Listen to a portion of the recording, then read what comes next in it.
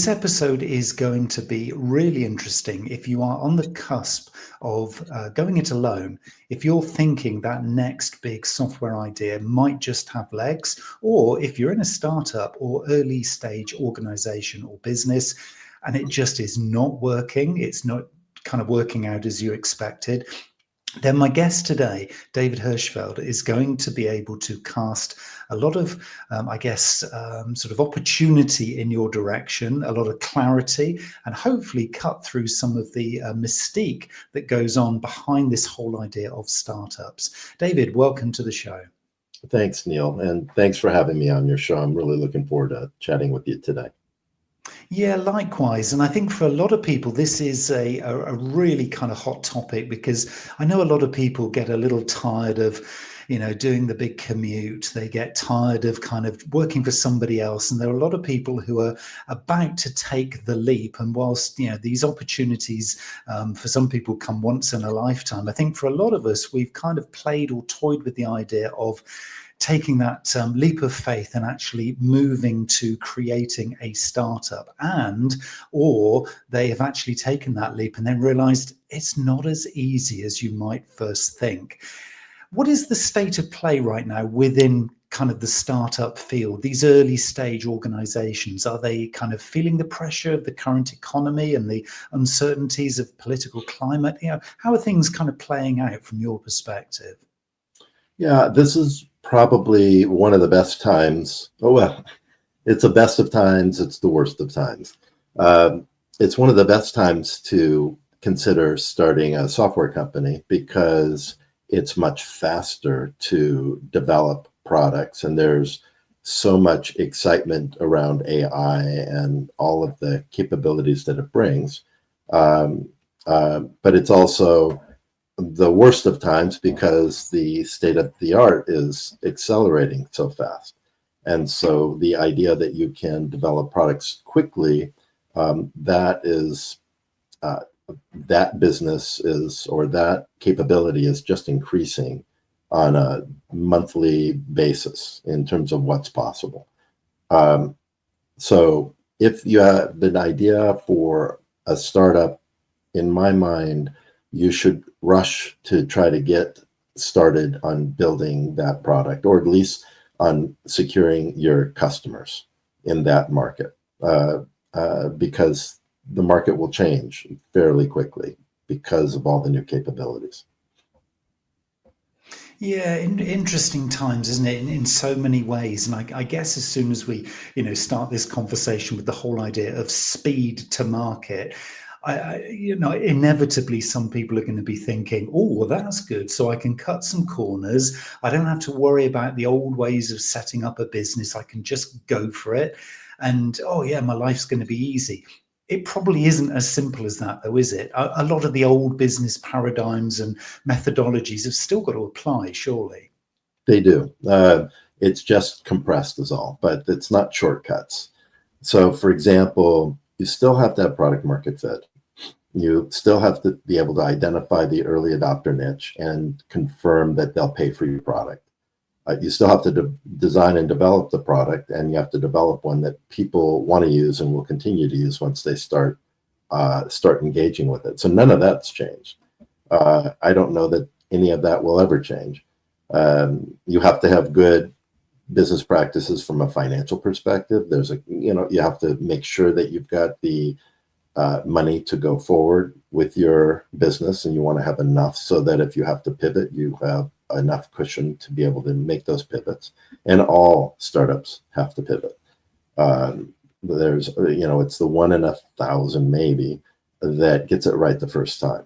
Everybody else, including myself, don't get it right the first time and have to figure out what the market really wants and where the real value opportunity is.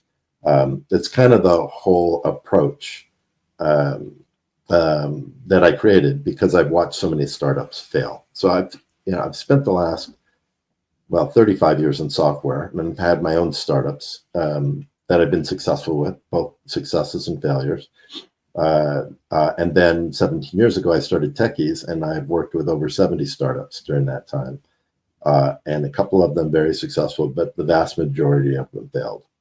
And they all fail for the same reason. They just wait way too long to start to sell their product, to generate revenue. And as a result, they don't know that they don't have product market fit for way too long. And what they do is most startups, the classic approach is you come up with your pitch, your design, you go out and you raise some money from, if you can, or you have your own money that you've saved, or from friends and family. Usually you're not going to be able to raise from venture capital in the very beginning stages unless you are a Stanford grad and your PhD in AI or something just very exciting to people, and you have some new theory that people believe is going to become some very big thing. That's the rare case, right? So the majority of us, all of us humans, have to go out and raise money from family and friends if we're going to raise money, if we don't have our own money to start a software company. And then we design and then we develop the product and then put it out for beta testing, usually free betas because we're trying to get feedback. And this is the classic approach. And it's usually 6 months to a year for the first version, the MVP, minimum viable product, to get that out into beta, and then another 6 months to a year, sometimes longer, before you feel like you're ready to go to market. And then you start to market your product only to find out that people won't pay for it. Even the beta testers that you had won't pay for it. Or there are so few paying for it that you can't make a viable business out of it. And the beta customers you had gave you feedback about what they wanted to see, but none of them committed to spending money with you if you made those changes. So they're taking you in the wrong direction.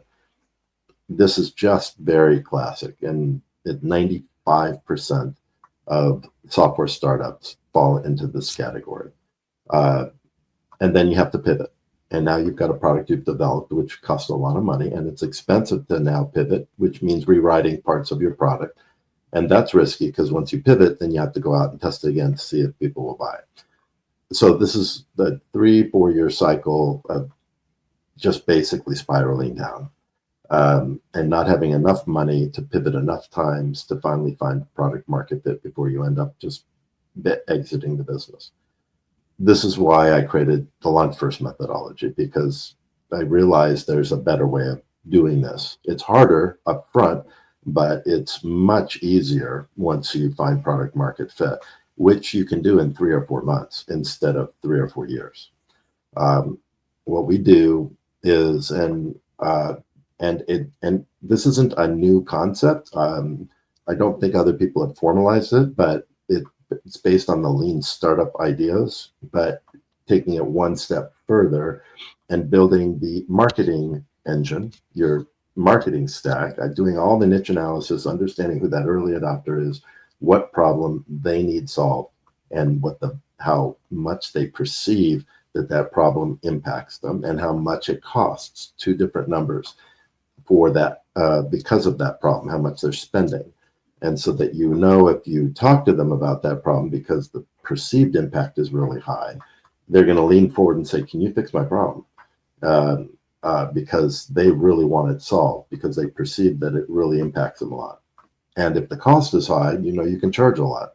So when you've got an early adopter that has the highest possible quotients in those 2 factors, the chances are you found your early adopter. As long as they have the authority to make decisions quickly, then you have your likely early adopter. And we go through a whole process to nail down who that is, and also to validate that you found the right person. And once we do that, we're also at the same time building what I call a high fidelity prototype, which is a very animated set of mock-ups. So when you show somebody, it looks like you've already built the product. Even though you never lie to a potential client, you always tell them this is just a prototype. The actual product won't be available for 3 to 4 months, and first version won't have all these features. As long as it's realistic enough, they just don't hear you saying that. They make up a story in their head. Well, they must have already developed the product and they're just in QA, or you never said that. And if they ask you, of course you're honest with them. No, this is not the product. This is what you'll get once we built it and delivered the product. It will look and behave this way, exactly like this. And they still doesn't quite sink in. And it's important. It's a critical success factor to doing this, because you're going to demo this and ask them to buy it in advance. And with the idea that if they ask you the question, how do I know you can build this? Then you cannot sell that person. And they will never ask that question if the demo you show them looks like you've already built it and it's realistic enough. They just trust that they will get the product because it looks like we've already built it. So what we do is we go out to the market, we build our marketing funnel. That's why it's called Launch First. We do that before we develop the software. And then we go out and we start selling it. We offer a really high value sales opportunity for the client, like a lifetime license if they buy 18 months of the subscription in advance, or pre-implementation if it's a big healthcare related system where implementation is 70% of the cost of the product, or whatever that particular market's high value perception is. And if the value is high enough and the problem you're solving is big enough and costly enough, they will buy in enough numbers up front that you can prove you have a viable, that you have product market fit and you have a viable business. And then you take the money that you're getting from these sales and you use that to help fund development. And then you keep selling even while you're developing the product, just keep selling. And there are different ways of launching a pre-launch sale. One would be where you say you're not going to get the product for 3 to 4 months. Another is what I call a Fred Flintstone launch. For any of you who don't know who Fred Flintstone is, just look up Fred Flintstone driving his car YouTube videos. And basically, this is a cartoon of a caveman. It was big in the 70s, 60s, and 70s. And there's no motor, of course, in the car of a caveman. So he has to spin his feet like this to get it going. So we do what we call a Fred Flintstone launch, which is we cobble together some workflows. And we start delivering the service immediately, upon selling selling 2 or 3 or 4 clients. So you've got product market fit, you're going to go that direction. And then we start running the service and servicing it manually without the aid of all the software you're going to build. They're buying into the vision of what you're giving them with all the software and the capabilities, but you're delivering the value of that service right up front. And there are a lot of really successful examples of this that have happened over the last 10, 15 years. Big companies that have done this really successfully. And you're learning how to operate your business while you're building the software.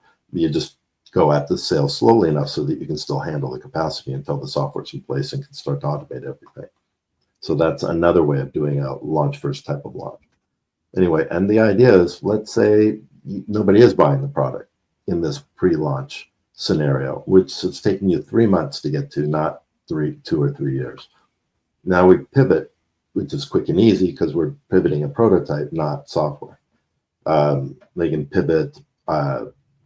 We can change the workflows. We can change the design in whatever way is necessary. We can change the marketing funnel because that's simple and it's focused on one niche, and go back out in 2 or 3 weeks and retest the scenario and do this 2 or 3 or 4 times. And if after 2 or 3 or 4 times, you're still not even close to what I call the viability barrier, that's selling enough, generating enough revenue from a high enough closing ratio that you can get a roughly 3 to 1 ratio between what you project your lifetime value is versus cost of acquisition of each customer. If you can't get anywhere near that, you're like a small fraction of one, and or no sales at all after several different attempts, then it's a healthy thing to say, okay, this is the wrong product for the wrong market at the wrong time or whatever it is, and you fail fast and cheap. And I can tell you, failing fast and cheap for a product that just isn't going to happen is like manna from heaven for anybody who's gone through a 3, 4, 5 year, hundreds of thousands or millions of dollars investment and then failed. So failing fast and cheap is a win, as long as we've given it every possible aspect, maybe spent 5 or 6 months at this, and without the huge investment of building the software. So from then it's time to go on to whatever. Now you're free to go on to the next thing. Your marriage is still intact. All of the disaster that comes with a big failure. You're not experiencing that, other than some money and a little bit of ego, but you're ready to take what you've learned, move on, and go to the next thing. So that's the idea. But with Launch First, your chances of success are much higher, because you're doing this hard work up front. That's what I call the hard, easy approach. And you go through this very exhaustive process to figure out who that early adopter niche is and do all the design, and then go out and start asking for money, which a lot of founders find difficult to do, asking for money from potential customers, by putting the product out there and saying, okay, do I have a real business or not? And a lot of founders want to just extend that time frame as long as possible before they actually go out and start asking customers for money. But to me, it's like that's the most important thing you can do, is ask them for money and see if they'll give it to you. Yeah, and I think that's the key thing here, isn't it? Because I can imagine, and I'm sure you've seen a lot of this, David, is this whole thing about somebody has, the next big idea, or at least they perceive they do. They get super passionate, emotionally attached to the idea, almost to the point where they can't release it, they can't let it go. It's because, well, everything, the world and the media and everybody tells me I've got to really believe in myself and believe in my product and strive to develop it. And we almost kind of talk ourselves down the wrong little bunny hole here, don't we? Whereas actually, if we went back to what you're saying here with this Launch First methodology, it is back to pure marketing, really, which is understanding the customer need, knowing the pain points, developing a solution towards that, rather than product first. And that's a really interesting angle, isn't it, when it comes to software? Because often, if you go to a layperson in the street and say to them, what is a business going to be doing if they're developing software? Well, it's all about the technology. But actually, what you're saying is, no, the technology is almost an afterthought here. It's very much about the need and the market. It's a real kind of switch of mindset, isn't it?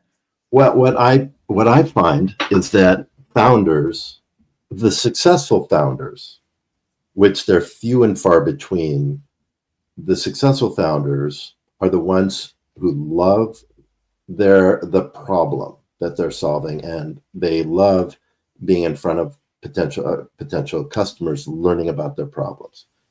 And the product, and like you said, is an afterthought. I think of it's the natural conclusion of mitigating the problem. As founders who are in love with their product, and believe, and it's all about the belief and of what they're building and the value it has, they fail almost every time, unless they can break out of that. They basically create sort of their own religion in their mind, their own church, the product, right? And then, of course, once you have faith, and it's very hard to shift somebody off that. So I spend a lot of time coaching founders on, turn your belief into a clinical practice. You want to be very clinical in how you evaluate everything you do, and focus on the problem, not on the product. The product is so what if it's a great product or not? Who cares? But if it's solving real problems, then that's what you care about. And so shift into the focus on the problem. And we do that. The methodology sort of forces that to happen, because it's a metrics-driven process. A lot of startup methodologies are very subjectively driven. Where you have to and very siloed. Every step is a step in this process, and when the step is over, and you have to decide, is the step complete and is the step correctly done?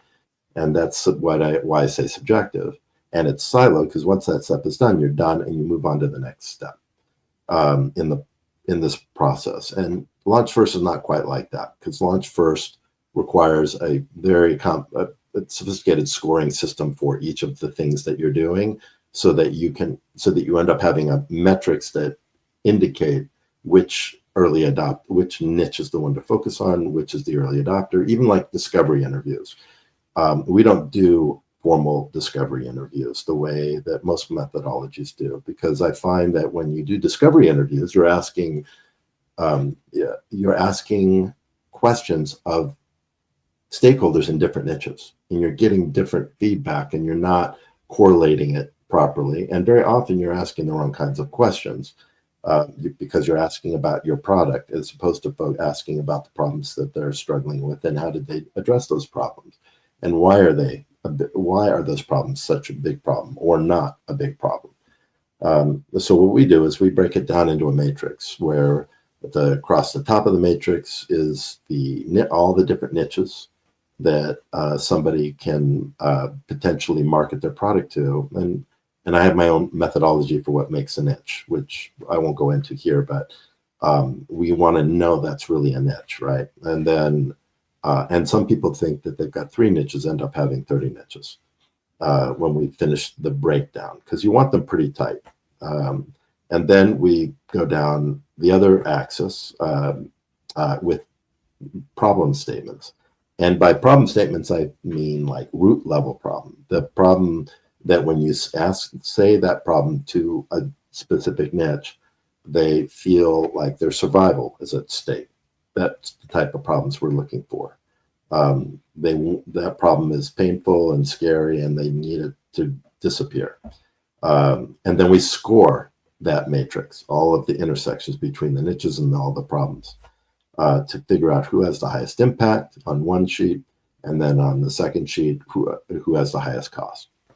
Right. And again, those are separate numbers, because sometimes you'll have a really high cost, but the perceived impact is not very high to a particular problem for one niche. And the converse can be true, where they perceive the impact is really high, but the cost, it turns out, is very low. And in the first case, where the cost is high, but the perception is low, it's hard to get their attention because they don't perceive that as being a big niche. So if you talk to them about that problem, they go, yeah, so what? Then everybody deals with that. It's not a big deal, just built into the way we deal with things. So they're not motivated to do anything about it, even though it's a big cost factor. The other way, the other ones are really motivated to do something about it, where the perceived impact is really high, but you can't charge them very much because the cost is very low. And so that doesn't make for a really good business foundation. So you're looking for the niches that have the highest of those two correlations together. And then we do a lot of other things beyond that to figure out which of the top 2 or 3 niches that have those high correlations is the ideal first early adopter that you're going to focus on, because you can only focus on one niche at a time. And I often say, when you're starting a company, in the software world especially, but in any company, as a CEO, that's your number one job, is who is your early adopter, and how do you reach them and price your product properly. That's the number one job of a founder, not building the product. Is there a danger then that kind of going down this route? I mean, you've got a convert here, David. I mean, I am totally on board with the way that you're describing this. I mean, this is, as you say, manna from heaven when it comes to pure marketing philosophy. And I'm talking about strategic marketing, not marketing comms.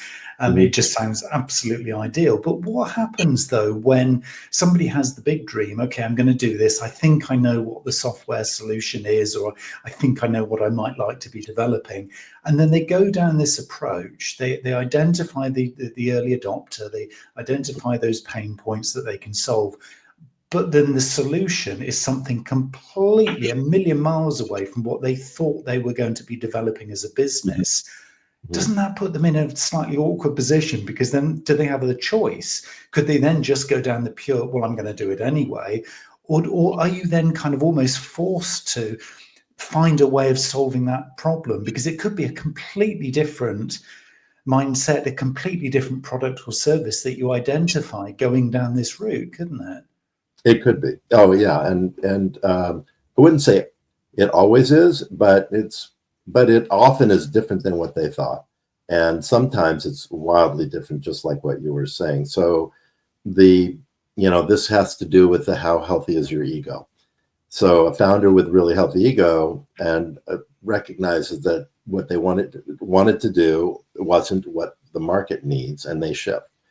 Now, sometimes if it's a passion project and maybe it's a philanthropy, they want to bring something to the world because they think it's important and needed, and that's more important than the business itself, which sometimes it is, and that's valid, then they'll go down that path anyway. And then it doesn't really matter whether they're identifying the early adopter niche or not, because they're doing something that's going to make the world a better place or whatever, right? And then people, and if they can't sell enough to be viable, some founders are in a position where they can afford to do that. That's the pretty rare founder, right?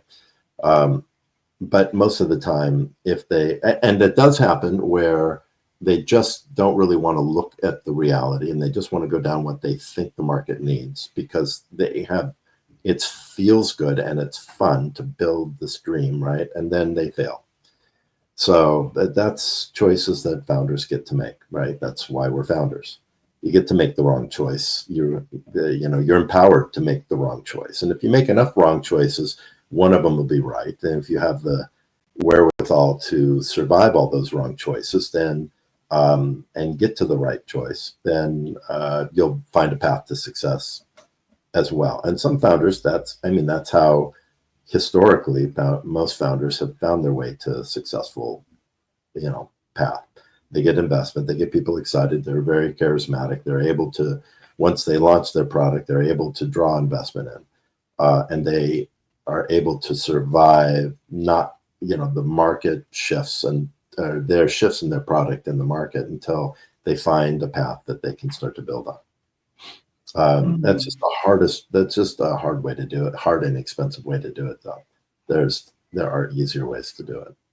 And I guess there's a time factor as well, isn't there? Because, everybody says it, and all the great, business books always say that, you have to be failing to really understand what success is. And, I can certainly say not everything that I've done, has proved to be, fruitful or successful. So I kind of get that. And certainly sounds like you've been there as well, David. But the point is, I guess, when kind of there is the option to, and you've used the word a couple of times already, pivot from maybe that trajectory that you believed you were going to be on.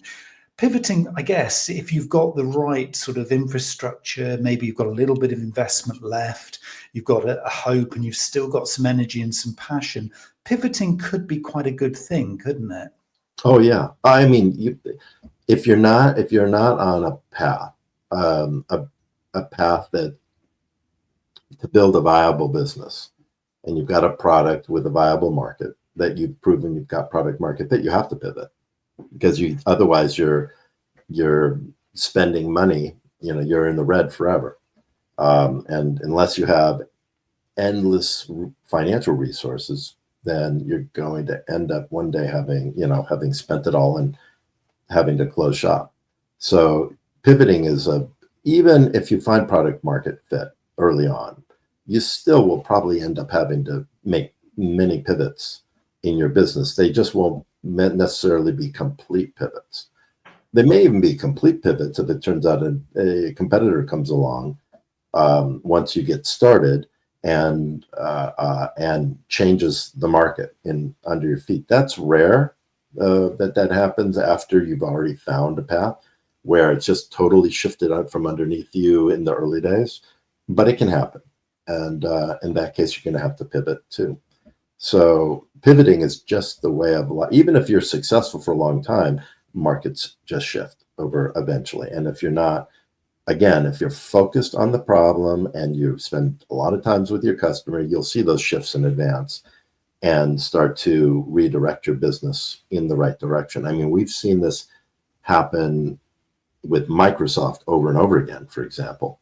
In the early days of browsers, Microsoft was late to the browser market, and then they completely shifted, I think in the late 90s, early 90s.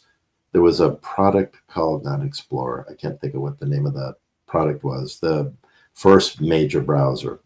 Oh, now it slips my mind. Anyway, and it started to get huge traction. And then one day Microsoft realized, you know what? we're going to be left out of the future of the internet if we don't shift our business. And they took 800 people, which was a lot of people in Microsoft at the time, took 800 people, and they all got dedicated to the browser market. And the Explorer, Microsoft Explorer came out of that and was the dominant browser until Chrome came along. Same thing has been happening with AI. Microsoft has made a big shift to really focus on AI now, as have other companies that weren't as focused on it before. So, because if you're not focused on AI today, then you're way behind the curve in terms of these big software companies. So everybody has to pivot. Apple, same thing with AI. So I don't think you ever not get out of the pivot business if you're a startup or a software company over years. But hopefully you can, in the early days, as you start to scale, you found a path and you're just building on that and expanding your reach with your product without having to constantly pivot, because it's expensive to pivot. I wanted to talk a little about AI because, it's at everybody's front of mind right now, whether you're in software development or any industry. Everybody is aware that there's an opportunity, but there's also risks. We know that. I don't want to necessarily get into those, but I'm curious about AI startups or startups that have been kind of created off the back of some of these AI platforms. I mean, it's almost to the point where, and I'll be a bit facetious here, but that anybody can do a startup based on AI today. And is that going to change, do you feel, change the whole kind of narrative and the whole space here in every industry? Or do you think these basic principles of listening rather than being led by the tech are still going to apply? Because I think a lot of people are thinking, oh, well, AI here in this particular application, it doesn't really matter about the market because what we're doing is creating something completely revolutionary. So therefore, people are going to want it anyway. They don't even understand they have a need. We're just going to launch it. So it's very much kind of tech driven. Do you see that playing out at all? There are very few things where you can launch something where people don't have any idea that they would have a need, and then you launch it, and then all of a sudden people realize how important this is. There are examples of that all over the place, right? Before AI and with AI. When the iPhone came out, when it first came out, nobody really understood what is this thing, this weird phone that has nothing on the front of it, right? What's the real value proposition here? And I was one of those in the first 6 months of the iPhone, and then of course it dawned on me what it meant, and I got one, and it was like, transformative. But that was a product that was released with the idea that people have no idea that they actually, how much they're going to need this until it's out there, and then they'll start to all understand it. And that was true. But those types of products are very few and far between. ChatGPT was another one of those where people had no idea how important having a best friend that knows absolutely everything, and you can get that information from them at any time in very nuanced and sophisticated ways, how important that would be just in daily life, until it got out and people started to use it. Just because the paradigm is so different, right? But those are such rare cases. Most of the AI products that are coming out that are getting traction are because they're solving specific problems. They are creating automations and reach to a market, to markets. They're making search engine optimization so much easier and accurate. They're there's so many examples of, and they're just coming out all the time. They're helping us build applications. They're helping us test applications. We're building a couple ourselves. One is Launch First, the niche analysis, which is the hardest part of Launch First because it's a tedious process for all this scoring. And so we're building a Launch First AI model to basically do all that scoring for the founder. in a iterative way, so that they can go through that in a day instead of a month, or a few hours. They can go through it in a few hours. We're building, one of the things that we do better than any other software company that I've ever competed against is how we do our estimates. We do a very detailed module-wise breakdown of the projects that we're going to build, and literally agonizing detail. And then we put estimates to each of those modules, a high and a low, so that we know what the range of costs is going to be, and they're accurate because we really strive to be accurate in what we do. But that's the most expensive process that we have internally, because it takes all our senior people, and it takes a lot of time to basically do these breakdowns and then estimate each one, and then do reviews to make sure that the estimates are realistic and right and complete.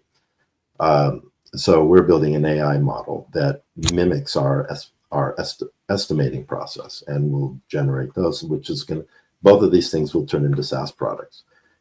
They solve real world problems, and they create opportunity. Like in the estimation process, most software development companies, well, all the ones I've spoken with, and I've talked about it and shown what we're working on, they all want it the day it comes out, because it's expensive. They want to be able to do a lot of proposals and have really good detailed estimates and make it look and show how professional and accurate they can be in, right? Because those are the kind of people that win projects. So if somebody has a particular problem, and plus we have some other projects that we want to build internally, as well as the ones we're doing for our clients. But they solve real world problems. They make something that used to be very difficult much easier to accomplish. And sometimes they make it possible for you to grow your business in ways you couldn't have done it before. Some of these products can be very transformative too. So, but the idea that you can build something that nobody is aware that they need, and then all of a sudden it becomes this big hit, those are very few and far between. I'm not saying that somebody who's listening to this that has that kind of idea doesn't have a real one. I'm just saying that I've seen many founders who believed that and failed, right? This is, again, belief system. And you can validate, do some early validation with people, which is what Launch First is all about, to see that they really do need it, that you can sell them on this idea. Because if you can't sell them on using it, then in the Launch First model, you're not going to sell them when the product actually comes out. So we've been talking a lot about kind of solving real world problems. I mean, to use your phrase there, and I think it's just a great way of, really sort of crystallizing what we are talking about here. Is there an opportunity within the model or the methodology as well to look at emerging opportunities? I'm just thinking as a kind of a leading question, if I was to want to create some software with maybe some AI around my target audience, and I listen to them a lot because it's who I serve, the two key emerging themes here are personalization and automation. So most marketers are aware they will get a lot more value from the work they do if they personalize to their customers and if they automate some of the repetitive tasks they do day to day. So those would be two, I guess, emerging themes, particularly being highlighted by AI. Is that also an opportunity, rather than necessarily solving problems, but to keep an eye on the marketplace and look for opportunities as well? Because that would feel like quite a positive thing to be focusing on. Would that work? Give me an example of what you're talking about, because I'm not sure I understand the question exactly. So I see an opportunity here then for a marketer who is doing maybe a lot of repetitive tasks. So if I say one of my audiences, one of my key personas who I target are marketers, to be able to support them and educate them. So if one of their key issues is they don't have enough time, or they perceive they don't have enough time, they would then be necessarily looking at AI to maybe automate some of the things that are repetitive tasks where they don't necessarily actually add as a human being a huge amount of value. So I could be then thinking, okay, well, here's an opportunity. So it's not a problem as such, because they could just carry on doing what they're doing. But could I develop some software that says, here's an opportunity using AI to automate the publishing of some social media posts, or to, move some customer records from a sales system into a CRM, or but do it on an automated basis. And my lovely little software nugget of gold here is the thing that I want to develop to sit or piggyback off this opportunity. Mhm. Would that also be an approach, as opposed to doing deep market research to find problems? Could I actually go to the market and say, look, here's an opportunity that we can almost co-create together? Would that work? Okay, so that is a really good question, because so what I find are the startups that have the best chance of success is when a founder is solving a problem that they're struggling with themselves first, right? So I'm in an industry and I struggle, and I struggle with something. And when you say that's not a problem because they could continue to do it the same way, that's true with anything, right? It's a problem because it limits your ability to expand beyond what you're doing, because your time is all sucked up doing all these non-high value tasks. So that's why we get virtual assistants, and that's why we look for automated tools like Zapier, and for being able to tie systems together. And so those are problems to me. The perceived impact of those problems might be low because they're very comfortable doing it, but it's still a problem. The cost is very high. That's one of those costs is high. Perception of impact might be low, depending on how aware they are of the fact that there's so much opportunity they're not going after because of all the time they're spending. So I always say, if a founder comes to me and they say, look, this is a problem I'm struggling with that I want to automate, because I know how valuable automating this will be for me, maybe because it actually is a cost center type of problem, or maybe because it's a time center kind of problem, right? But either way, they recognize the impact it has on their business. So that's number one. And so they can easily articulate its value to them. And they're part of an industry. Number two is part of an industry full of people exactly like them, in the same type of position and role and doing the same sort of things, that are struggling with the exact same problem that they're struggling with. That's number two. Number three is they have some reach to that community of users who are people that are like them in their industry, either because they go to conferences, or they're part of networking groups of that, or whatever the reason is, or they just have lots of friends in that industry because it's the type of industry where there's a lot of social engagement. So that's number three. If they have those three things, and there's no product already on the market that is easily consumable to that group that would address that problem, that is a good product. Right? There might be a really crappy product that addresses that problem, but nobody's using it. It's not a very good problem.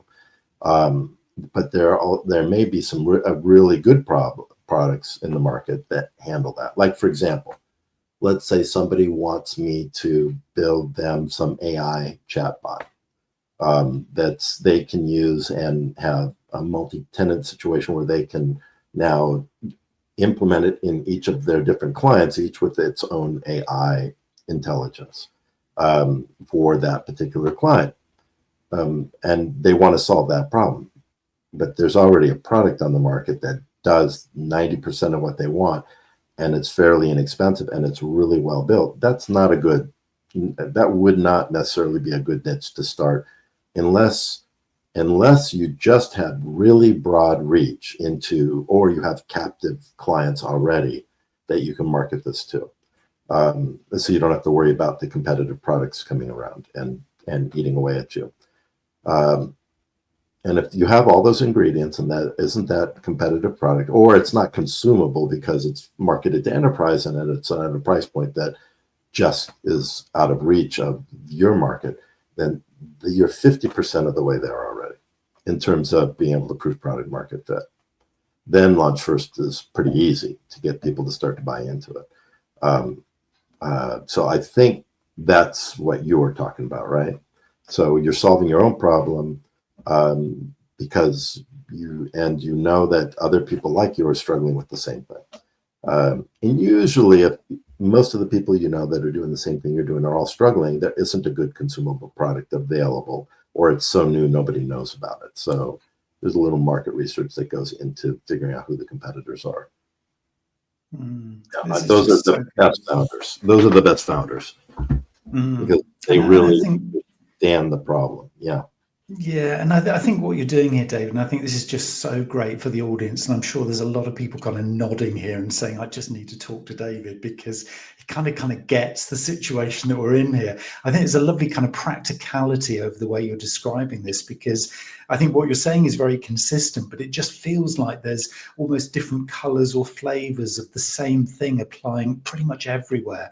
And I think that's the beauty of this kind of model or this methodology, is that it does apply to all of us. The kind of the foundation of it is so kind of, sort of set in, absolute logic, but the application of it applies just with a real sensibility everywhere. So I'm sure there's a lot of people listening to this who I'm going to invite now to kind of make contact with you. I mean, how can people get hold of you, David?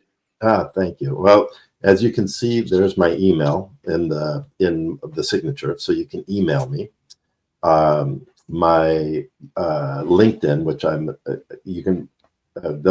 assuming there'll be some links, right? There'll be show notes, yes. Yeah, right. So I'll have my LinkedIn link there. You can go to techies.com and you can see how techies is spelled from my email. And at the top of my page, then you'll learn about us from a software development company. That's our bread and butter. If you want to learn about Launch First, at the top of the Techies page, you'll see a Launch First logo. Just click on that, and it'll take you to a page that talks only about Launch First. And for anybody that is interested in starting a software company, assuming that you are ready to do this, right? Or at least that you have identified your funding sources and all that, I'm happy to spend time to document your requirements, create a functional spec, and then build out one of these estimates that I was telling you about, so that you know what it's going to cost to get going. And then you're free to take that, and there's no cost for doing any of this. We spend quite a bit of time on it, but we just know this is sort of cost of sale, trying to win people's belief that we're the company to work with. But you're free to take all that and go shop to other software development companies as well. That's not, we're giving it to you free of charge. So it's just sort of our investment in the community, startup community.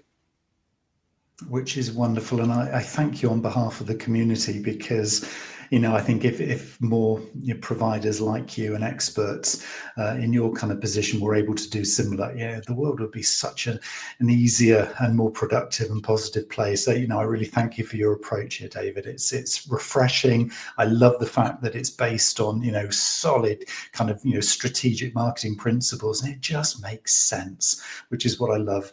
Love to hear that. So, David, thank you so much for your time and for sharing so many of the practical tips of how to do this here on the show today. Thank you. Yeah, I appreciate it too, Neil. And also for marketing companies, if you deal with a lot of startups, please reach out to me, because we love working, in partnership with other marketing companies as well. Wonderful. David, thank you again. And thank you, Neil.